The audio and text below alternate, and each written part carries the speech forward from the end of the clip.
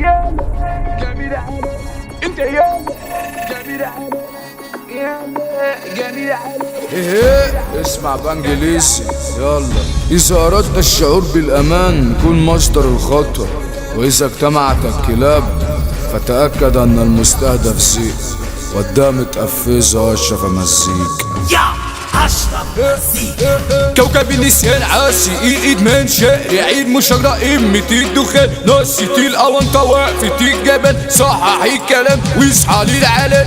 كفاية طيران كفاية استعراض كفاية الوان بوظتوا الشباب كفاية تخبيط كفاية الغاز كفاية ان انتوا عرفتوهم انواع البرشات. بص اختار جمال معنى مهرجان مش قصيت مجال مش قصيت مكان اسمعه فرحان ما اسمعوش غضبان مبقاش عايز اسبقه وامشي يمسك في جدران. اقلب اللي متغير الطريق احكي عن حياتك احكي عن كارير ولا صعبة دي ما عندكش جرير عايش فيها حالة بلا ما عندوش ضمير. انا ابن 6 الصبح وانتوا بتوع زمان بس عشت في رعب اما جيت انا هي اصلا نابة مش بكام سنة هي مش مجهود ده توفيق ربنا تقولوا في اللي حاروتي بنجاح شاغلني الطموح شاغلني الكفاح شاغلنا بقى مؤثر مش جراح معرفش اقول اخويا امشي بالسلاح بتوع اوردرات وهيلث نايتات واي مصلحة جايبين كشات الشباب اللايفات على حس الامارات يشتروا عربيات بيدفعوا للصوت بالعادي بقى ترندي والشتيمة متاحة اهم حاجة الحوت مش شيخ ابو سماحة يعمل اراجوز اول ما تضيق المصلحة مبسوط بالفلوس مش فارقة معاه الكرامة. انت بقى قول لي ايه علاقة ده بالمجال اصل اللي اعرفه ان الموضوع ده شمال مش كفاية اللي عرفته يا عمي للعيال صدرتوا الناجي الملوث كله شمال في شمال.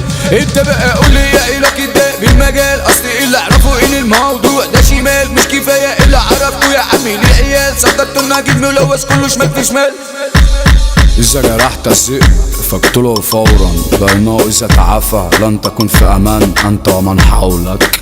اسمع مفيش مستوى مفيش محتوى مفيش ياض اسود طريق في الهوا وبص انت شاء وجيت مين لا شاء يا عمي النشاء ترتب الهوا يا وحش الوحوش لا ما تخافوش وزي الورود ما بتخوفوش ما تستحملوش ما تستعجلوش غيرت الفكرة غيرت وشوش فات ابو الفود راسم الحدود شرب يا ابو الفتى عاشر الاسود شرب يا ابو الفتى كاريزما القبول بيقول مالكوش وجود طول ما انا موجود. يلا ايه المشي هنا احمد شربية على الانجليزي وشاف مزيكا. اسمع